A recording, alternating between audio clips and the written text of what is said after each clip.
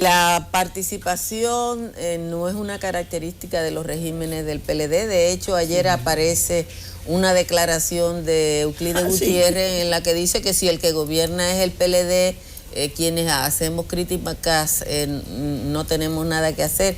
¿Por qué pensar, doctora, que en este ambiente de escasa participación y de control absoluto del Estado, del presidente Danilo Medina, ni siquiera del PLD, de Danilo Medina, hay posibilidad de una reforma que garantice determinado desarrollo institucional? Yo no lo creo. Depende de la capacidad de que entendamos que hace falta una gran conmoción nacional para que de verdad podamos volver al equilibrio de la democracia. Fíjate que eso es tan importante y tan decisivo, pero no es imposible. Porque conjuntamente con la política, con la sociedad, con la tecnología, con la comunicación, se van sucediendo los manejos presupuestarios. Los manejos presupuestarios que están generando cada vez más déficit y más déficit y más déficit. Llega un momento en que se producen crisis que, aunque tú no la estás esperando, van a afectar esto global. Nosotros quisimos estar en la globalización. Y pues es muy posible, y yo tengo la esperanza, de que toda esta fantasía de seguir gobernando con el déficit fiscal, el déficit fiscal, el déficit fiscal, produzca una conmoción en aquellos que nunca han querido entender que sus intereses están de juego. En este país también cometemos algunos errores.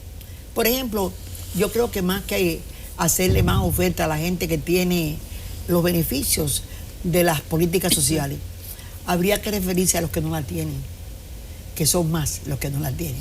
O sea, parece que la política se discute, yo te mejoro, cuando hay gente que ni está presente, es totalmente invisible, es una gran mayoría. Segundo, yo pienso que el problema del salario en este país va a estallar.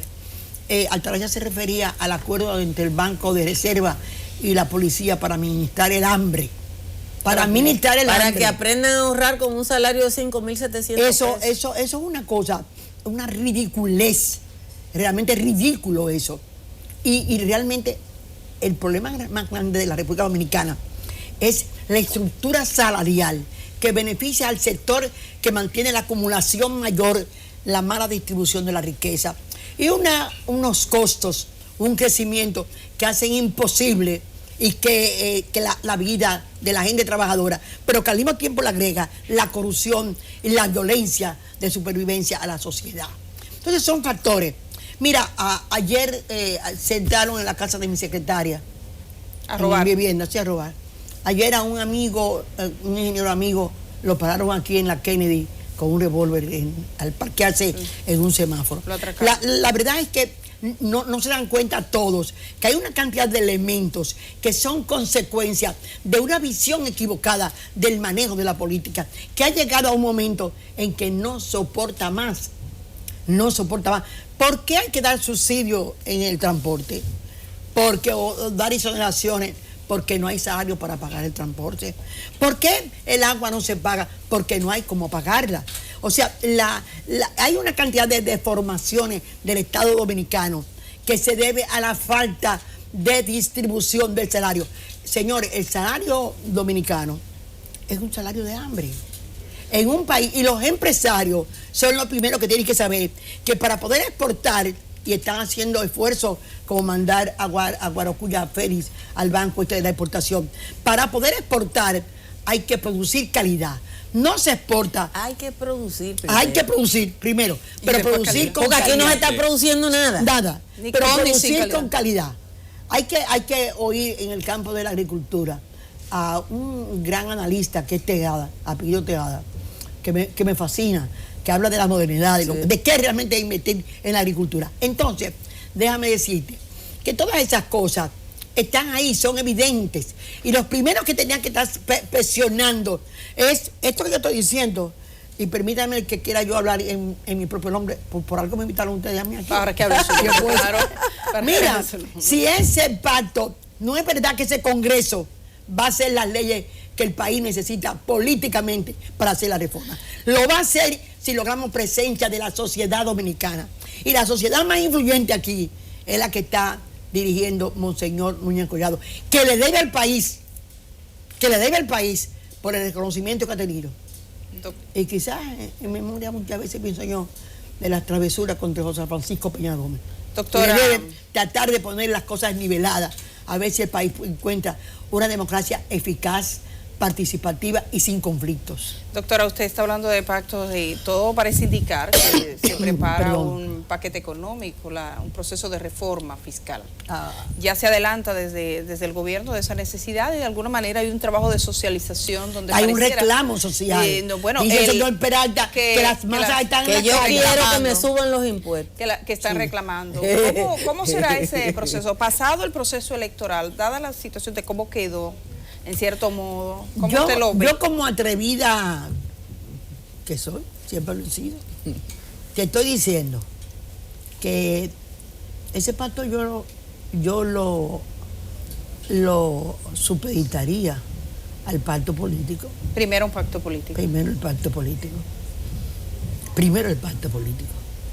Porque no creo que en ese Congreso va a salir. En mi Congreso. ¿Por qué? Vamos a ser lógicos, porque no es un gusto personal. ¿Tú sabes la cantidad de gente que hay en el PLD esperando ser presidente como Danilo o como Leonel? ¿Cuántos hay? ¿Tú crees que va a haber una presión política para que el Congreso, que es parte de una negociación, esté pensando en el país? Y perdóname, yo sé que nosotros no hemos sido perfectos, pero yo tengo ejemplos muy hermosos de que se puede tener mucho poder y reconocer al otro. Por ejemplo, don Antonio Guzmán en el ciclón David pidió permisos especiales y derechos especiales y el mismo partido se lo negó. Le dijo, no, se acabó, eso no es así.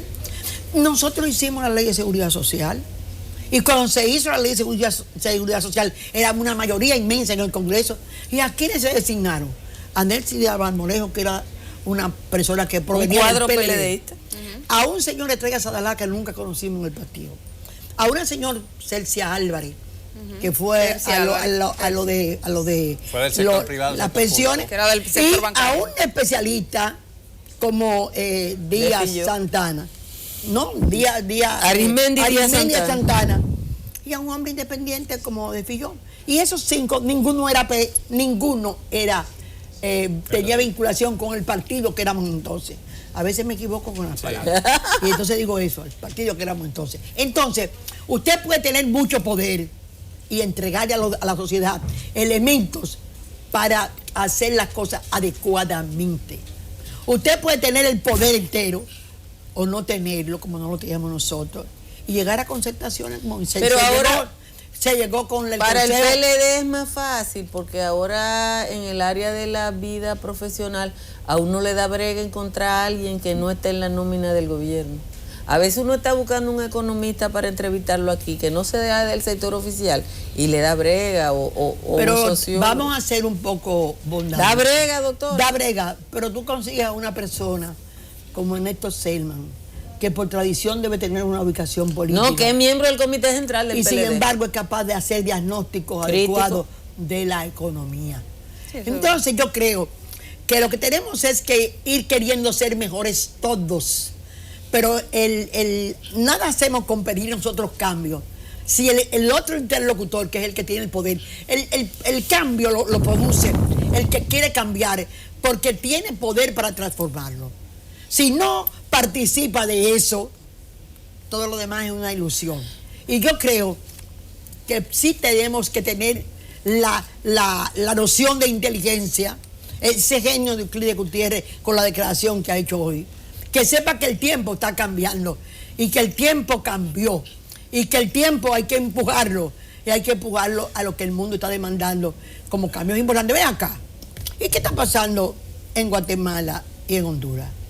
¿Tú sabes lo que es que tú ves tantos jefes de Estado hoy cuestionados por la corrupción? ¿Tú sabes por qué está cuestionada Dilma Rousseff, por cierto, que hoy vi que está casi con la ñoña terciada otra vez? Otra vez. Que no tenía fundamento. Y me alegro porque la historia de esta mujer, a veces a uno le da pena perder esperanzas, ilusiones que había en otros países. Uno se ilusiona con que el cambio puede hacer. Entonces a mí me gustó mucho esa noticia hoy. Realmente yo pienso que no se puede pensar que algún día las cosas deben y tienen que cambiar. Doctora, nosotros casi nos vamos, pero me gustaría preguntarle, porque ahí donde estuvo ¿Me usted... voy yo también contigo? Nos vamos juntos. Cuando estábamos sentados donde está usted, uno de los miembros de la Junta Central Electoral, Eddie Olivares, que dijo que se va, que espera que se venza en los próximos meses y que él sale de la Junta Central Electoral. Sin embargo, está pendiente esa pregunta, porque Reinaldo Pared Pérez dijo que ellos estaban dispuestos a ratificar la Junta actual. Tomando en cuenta lo que ha pasado, ¿cree que será posible la ratificación de Roberto Rosario y demás? Mire, déjeme decirle, en primer lugar, fue una de las indecencias más feas del país. Cuando estaba la oposición visitando a la Junta pidiendo que va a pasar con los conteos, que salvó el hecho de que se pudiera hacer parcialmente algún conteo manual, salvó el desastrísimo que hizo el señor, el dueño de la Junta. Que ese señor, que Pared Pérez, cuyo mérito como ley, yo no quiero compararme con nadie, no tengo por qué compararme con nadie, pero si tú hablas quién hizo quién trabajó en la modernización del Congreso, te van a decir mi nombre. Si tú te hablas de qué persona hizo o trabajó con la reforma de la mujer, ahí estoy yo. En la ley de seguridad social, ahí no pregunten qué está él, ¿no? No, él creó, tiene el mérito de haber creado el barrilito. El barrilito. Eso es una cosa de gloria. Y cometió la terrible imprudencia de ir a chantajear a la Junta, a decir que los iba a ratificar. Entonces, con ese espíritu, yo no pienso que si no hay una gran conmoción nacional, si no hay una unidad de fuerza para mejorar el país en un campo tan especial como la justicia, porque eso perjudica la economía, como la violencia. En los últimos 10 días han muerto en el país un herido, 3 muertos extranjeros turistas que vivían aquí o que pasaban aquí y un herido. Sí. Entonces, la violencia nos va a comer a la gallina de los huevos. Nadie estaba pensando aquí que la violencia tenía que ver con el turismo. Sí. Y la violencia, no solamente los problemas monetarios de Europa te pueden disminuir, una cosa que va bien, porque vamos a decir que el turismo dominicano ha ido creciendo y se ha ido incursionando, como por ejemplo ha rescatado los cruceros. Nadie puede hablar las cosas como no son, pero en realidad yo no creo que si no hay una visión de transformación política, no es posible que tengamos esperanza de lo que va a pasar. Yo creo que Eddie Olivares ha hecho un gran papel independiente, no logró nunca que funcionara como un consejo, como un pleno, porque la Junta es lo de un hombre dice con 2 que lo siguen, 2 que lo siguen. Uno que piensa en la sociedad civil. Olivares ha sido un miembro del PRD, no creo que no esté vinculado como miembro con el PLD. Creo que se cuidó de eso, pero la verdad es que debe estar orgulloso, porque nunca que habló y dijo algo en la prensa, lo dijo en que no fuera verdad, exacto, que no fuera cierto, que no fuera oportuno. Demostrable. Y parece mentira que a él le va a pasar igual que le pasó a los 3 jueces que hicieron el voto diferenciado en el caso de la Zulán. Y me refiero a Julio Aníbal Suárez. A Julio Aníbal Suárez, para mí una gloria del país, a Eglis Murdot y a la señora Arita Vergés. Entonces, aquí el que se porta decente, el que defiende los principios, acaba siendo el ser postergado.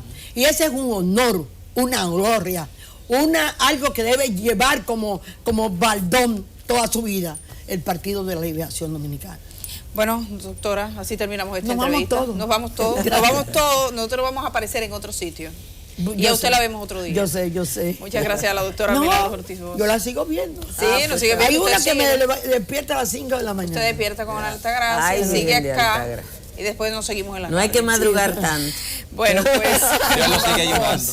Vamos a ir a la pausa. Muchas gracias, Gracias a por la visita. Regresamos de una vez.